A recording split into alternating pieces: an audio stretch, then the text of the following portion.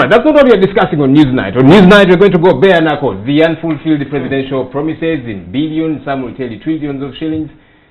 We'll seek to understand what's happening around this particular issue. That's coming up on Newsnight. Newsnight is brought to you by Dispatch University, with over 11 years of experience in Uganda.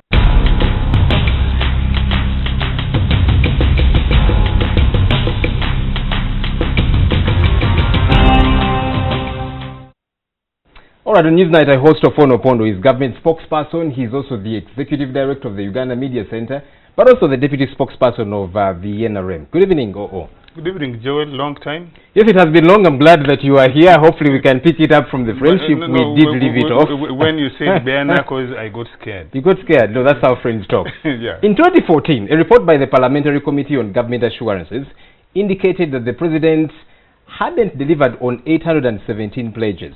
And they costed that to the tune of about 12.9 trillion shillings. Now, I know you folks in government said, well, it was exaggerated and so on, but you concede that there are several unfulfilled pledges. The figure might not be this according to you. You were interviewed by the Daily Monitor, and here's what you said in response. During elections, the president is put under a lot of pressure and he promises many things, but when he has calmed down and goes to the finance ministry for a vehicle he promised, and he's told that there is no money, he can't sell his own cows to buy the vehicle. Ofwono Opondo, by your admission, we seem to have a president who does not like to plan. By your own admission. Goes out, makes promises, he does not know how much is in the kitty. So after making promises, then comes back to realize, okay, do we have money for this? And that means he is shooting first and aiming later. Why, as government, you speak for government, why does government operate this way, that there is no organization, orderliness? Well, just tell me who in Uganda doesn't make pledges and who fulfills all the pledges. Yes, Ofwono, that does not make it right for the first of all, it is true the president has made many pledges, some of them outside the budget process. And that is well understood looking at where Uganda is coming from. Especially this president who goes to the field where people are needy. When he's accosted, he's bound to respond by making those pledges. Pledges simply mean a wish to help. Now, that wish to help... No, Ofwono Opondo, I disagree. A wish to help is I empathize with you, I would love to help and see how I'll help you. That's different from I'm going to give you 5 billion shillings or that kind of thing. That's what the president does. Even when he says so, that's a wish to help. What happens usually is that some of the pledges, and let me break them down. There are two broad categories of pledges. There are pledges that the president makes, and they are transferred to sector ministries, and many of those are being attended to. Majority of them are in that category. Then there's the smaller component, the 100, and that now stands at 150 billion, which we reported on, I think, 2 days ago. Yeah, which is mainly on the State House budget, what we call the Vote 002. Now, many of those, when eventually they become unsustainable again, they transfer them to the line ministries. And that's what my question is, why do we not first plan for the pledges, as opposed to let's first talk about the pledges, then we get back to plan and realize we don't have enough money. Many of these pledges are not even closed. I've just said that we are coming from where system had completely collapsed. Now, where systems have initially completely collapsed, we haven't fully rebuilt them. Take an example of a school that has been blown off by hailstorm, and the president goes to a place and people say, Mr. President, our school has been blown off, the local government here does not have money. The president is bound to empathize, and in that empathizing with that school or that community, he will make a pledge, and sometimes in other words, he will make a political statement and tell them a lie, even when he doesn't hope he doesn't tell a lie. In many cases, a lie when you promise that you don't in many cases, the undertaking of the president has actually been made. But I must admit that many of us who service the president, when he makes these pledges, usually we should take note and follow through. All right. Well, that's the point of following up. In some of the cases, by the way, money has even been allocated but got diverted along the way. In that case, we cannot blame the president. We have to blame the officials who work under the presidency eventually. Ofwono Opondo, that very point. In an interview with NTV, you said that corruption and failure by State House officials to have proper monitoring systems have left many of these promises unattended to. And I'm thinking, all right, so why not deal with this corruption? Why not deal with this brigandage? Because, you know, it seems to be this same rotating. So now the blame is being thrown off, but again, it comes back. Well, again, State House officials or government mainstream service, it's a public service, are human beings. They may make mistakes. Sometimes the mistakes are not even theirs of the individual officers, because the government bureaucracy is so thick, it's so huge, it's so complicated. But I think at the end of the day, things are beginning to move. First of all, if the president had run away from the pledges he made, that would be a problem. But the president has never run away from the pledges he has made.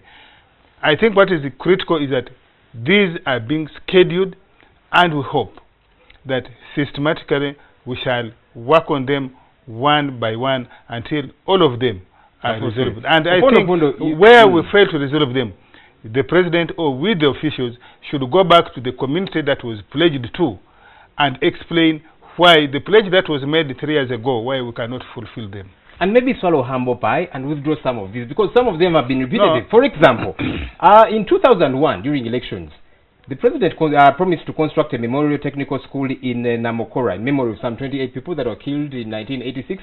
He made that promise in 2001 elections. He went back for elections in 2006, made that same promise. He went back for elections in 2011, made that same promise. That is not in place. Again, when the president was campaigning, he promised electricity supply from Mayuge to Wonde landing site. And that promise was made first in 2001 during elections. He went back in 2006, made the same promise. Went back in 2011 during campaigns, made that same promise. And they're thinking, you know what? You need to face Ugandans and tell them, you know what? We are sorry here. Probably we lied or we withdraw it. Let me just take the first case, the one of the technical school in Namukora. As a result of non-fulfillment of that pledge, now a new policy has emerged, which says there will be a technical school in every parliamentary constituency. Another promise. Yes, and that money, part of that money has been budgeted in this financial year, and we hope that in the subsequent 3 financial years, they will continue budgeting money for technical colleges in every constituency. And hopefully, in the next 7 years or so, succeeding governments, even if Museveni was no longer there, the president, there should be a document, there should be a record which says the government, the president then pledged this as a policy. So there has emerged a policy which says there will be a technical college in every constituency.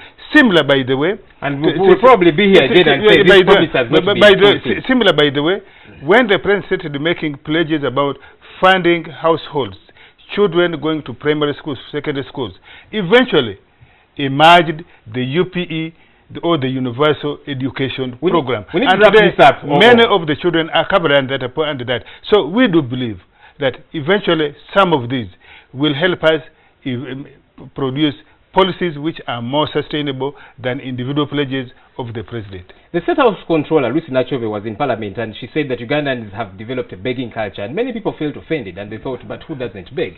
Even the president, for goodness sake, does beg Ugandans. Supplementary budget, State House. Yes. You know, the other time it was 138 billion shillings, so the president begs from us too. Well, but that's beside the point I want to make. The point I want to make here, why do we not build systems? Because these people that run to the president begging, help us, our people are sick, for goodness sake, fix the health sector. Well, you know, help us, school fees for our children, and so on, and these little things. Build systems, and then we do away with this begging culture. It is true, Joel, that's what the State House Controller, and it is also true that many Ugandans, perhaps not the majority of them, do beg. I know, for example, a number of members of parliament who beg the president for small things as small as hospital bills, whether clearing here or abroad, school fees and things like that for their children who have not been able to be admitted in the government universities. But I think even if Ugandans had developed a begging culture as a government, as government officials, we should be able to withstand the unnecessary begging and explain to them that there is a government program, there is a government policy that will cover you. And I think eventually those beggars will reduce. And I hope the president can do the same too, and not, you know, Yes, exactly. Keep running to parliament, supplementary budget. So everybody needs to stop begging. Exactly. I think the president should be able to reach a position where, yes, people can beg from him, but should be able to say, my fellow citizen, I cannot just give you offhand. There is a government policy which we are incubating. It will eventually reach you. I think that is more sustainable than simply saying Ugandans have developed a begging culture. Eventually, the president should be able to stand up and say, no. Thank you for talking to us for Newsnight. You're welcome. And that was Newsnight.